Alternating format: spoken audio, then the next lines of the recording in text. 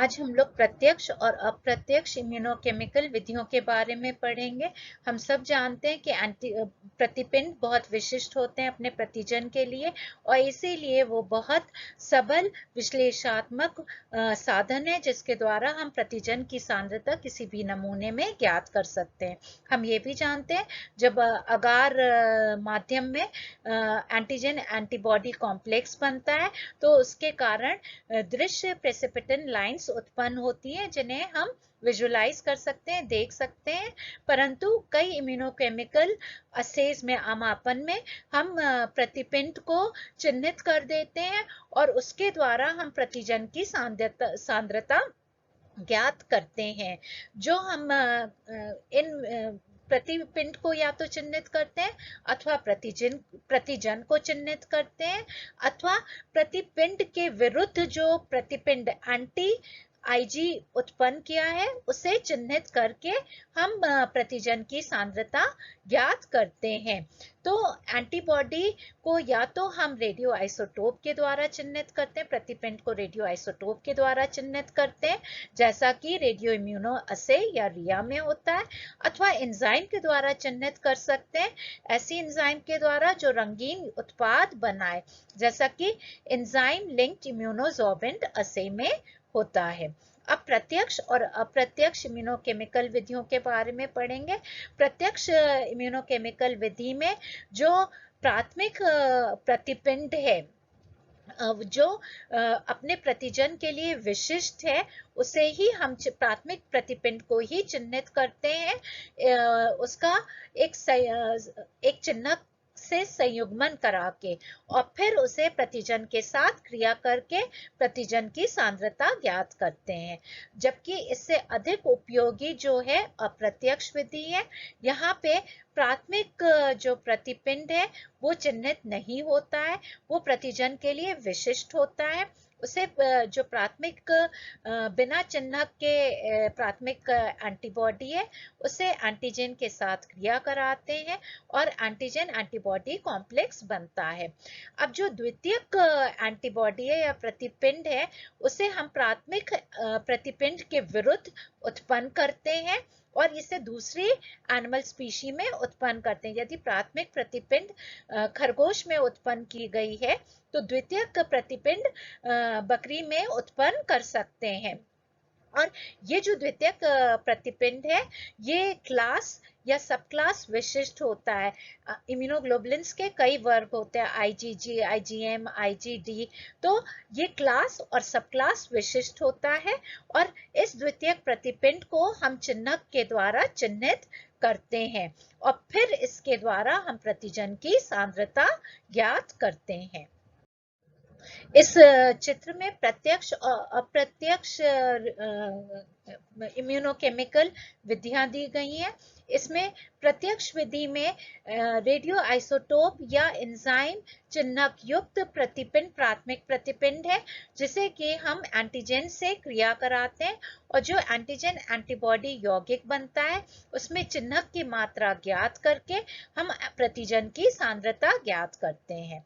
जो सामान्यतः अधिक उपयोग में आती है वह अप्रत्यक्ष विधि है। अप्रत्यक्ष विधि में जो प्राथमिक प्रतिपिंड है वो चिन्हित नहीं होता है, वो प्रतिजन के लिए विशिष्ट होता है। उससे पहले हम प्राथमिक प्रतिपिंड को प्रतिजन के साथ क्रिया करके प्रतिजन प्रतिपिंड यौगिक बनाते हैं। जो द्वितीयक प्रतिपिंड है जिसे हम इस उदाहरण में हम एंटी आईजीजी ले रहे हैं, एंटी रैबिट आईजीजी। जो प्राथमिक प्रतिपिंड था वो खरगोश में उत्पन्न किया गया था तो एंटी आईजीजी किसी और जीव में उत्पन्न किया जाएगा, किसी और स्पीशी में उत्पन्न किया जाएगा और ये प्राथमिक एंटीबॉडी के विरुद्ध प्रतिपिंड है और इसे चिन्हित करते हैं या तो एंजाइम से या रेडियो आइसोटोप से। तो ये चिन्हित द्वितीयक प्रतिपिंड को फिर एंटीजन एंटीबॉडी कॉम्प्लेक्स से क्रिया कराते हैं तो ये द्वितीयक प्रतिपिंड प्राथमिक प्रतिपिंड से जुड़ता है और यौगिक बनाता है और इस द्वितीयक प्रतिपिंड में जो उपस्थित चिन्हक की सांद्रता है या चिन्हक से जो संसूचन प्राप्त होता है, उसके द्वारा हम प्रतिजन की सांद्रता ज्ञात करते हैं।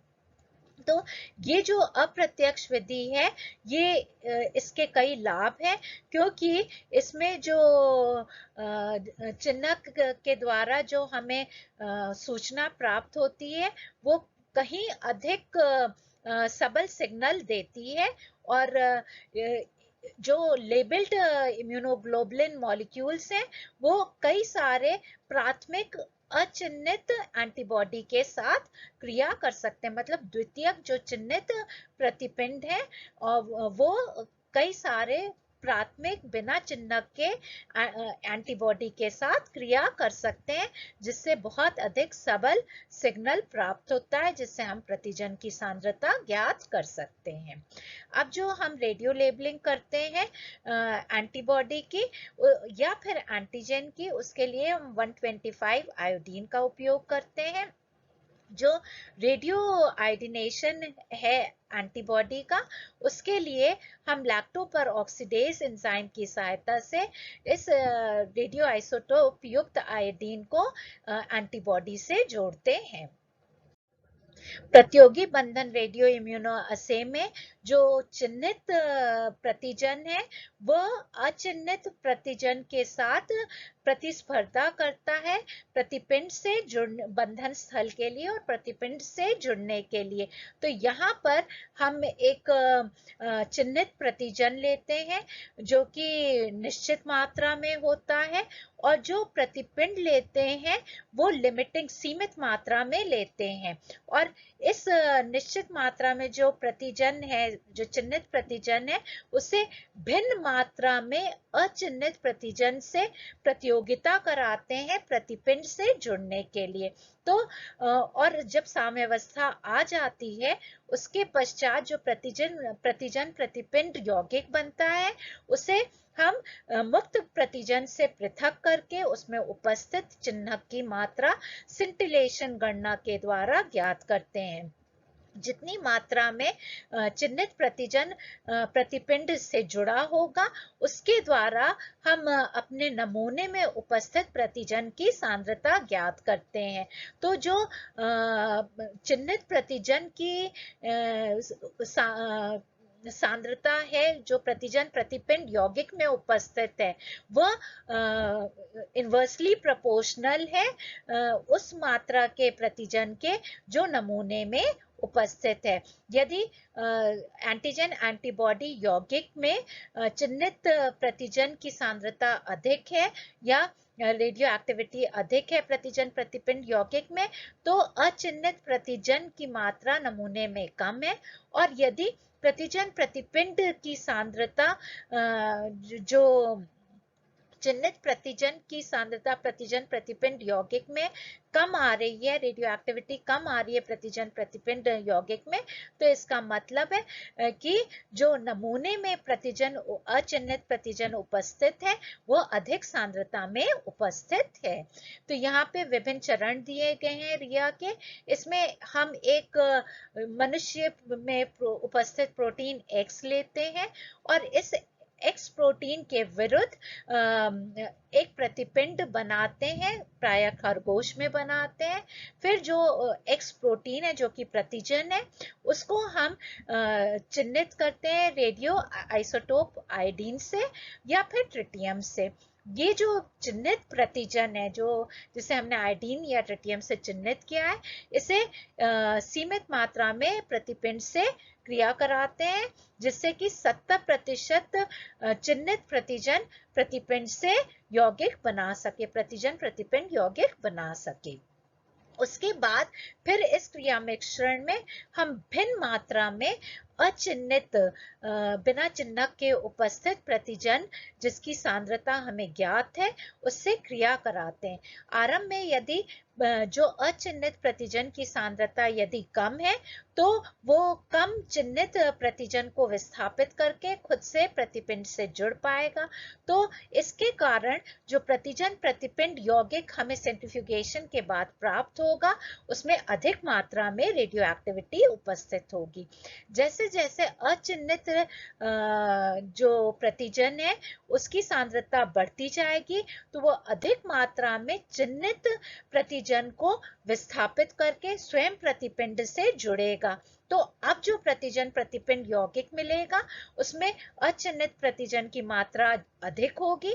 इस कारण से प्रतिजन प्रतिपिंड यौगिक से जो रेडियो एक्टिविटी प्राप्त होगी वो घट जाएगी और इस तरह से हम अपने अज्ञात नमूने में कितनी प्रतिजन की सांद्रता उपस्थित है उसे ज्ञात कर सकते हैं। यहाँ हमने डायग्राम में दिखाया है कि चिह्नित जो प्रतिजन है उसे x के द्वारा दिखाया है, उसकी निश्चित मात्रा है। तो जो बिना चिह्नित के जो प्रतिजन है उसकी भिन्न मात्रा ली जाती है और जो प्रतिपिंड है वो सीमित मात्रा में उपस्थित होता है। प्रथम चरण में केवल चिह्नित प्रतिजन को हम प्रतिपिंड से क्रिया कराते हैं तो जो प्रतिजन प्रतिपिंड यौगिक मिलता है वो पूर्णतया चिह्नक उस प्रतिजन उसमें उपस्थित होता है तो अधिकतम रेडियो एक्टिविटी उत्सर्जित करता है। उस द्वितीय चरण में हम 50% जो ज्ञात अचिह्नित प्रतिजन की सांद्रता है उसे हम क्रिया कराते हैं। दोनों बराबर की मात्रा में होते हैं चिह्नित प्रतिजन और बिना चिह्नक के प्रतिजन 50-50% की मात्रा में होते हैं और उसे एंटीबॉडी से क्रिया कराते हैं। तो अब जो 50% जो बिना चिह्नित प्रतिजन है वो 50% चिह्नित प्रतिजन को प्रतिपिंड से विस्थापित करके स्वयं जुड़ जाएगा। तो अब जो प्रतिजन प्रतिपिंड यौगिक मिलेगा उसमें जो रेडियो एक्टिविटी प्राप्त होगी वो 50% घट जाएगी। उसके बाद तृतीय चरण में हम अचिह्नित प्रतिजन की सांद्रता और बढ़ा देते हैं, इतनी बढ़ा देते हैं कि वो पूर्णतया चिह्नित प्रतिजन को विस्थापित करके स्वयं प्रतिपिंड से जुड़ जाता है।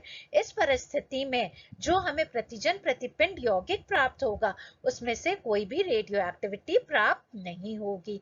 तो इस तरह से हम मानक प्रतिजन बिना चिह्नक के जो मानक प्रतिजन सांद्रता वाले विलयन हैं उनको हम क्रिया कराते हैं प्रतिपिंड और चिह्नित प्रतिजन की उपस्थिति में और फिर जो प्रतिजन प्रतिपिंड यौगिक प्राप्त होता है उसमें हम रेडियो एक्टिविटी का मापन करते हैं।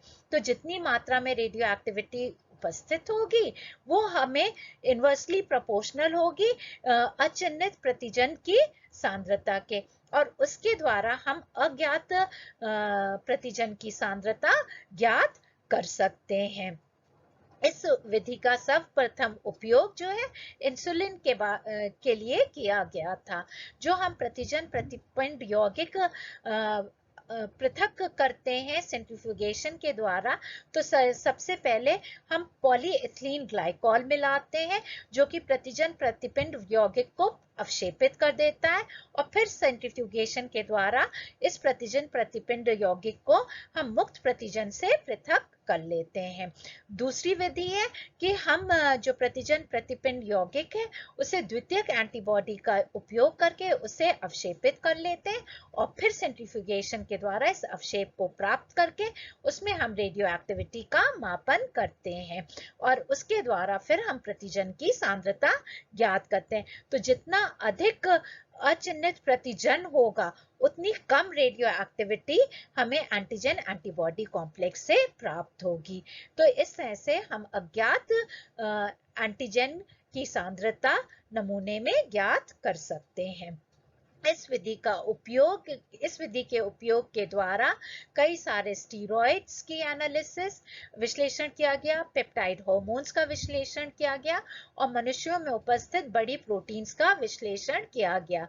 इसके अतिरिक्त सीरम लेवल्स जो अल्फा 2 मैक्रोग्लोबुलिन की हैं और इम्यूनोग्लोबुलिन की हैं उनको भी ज्ञात किया गया।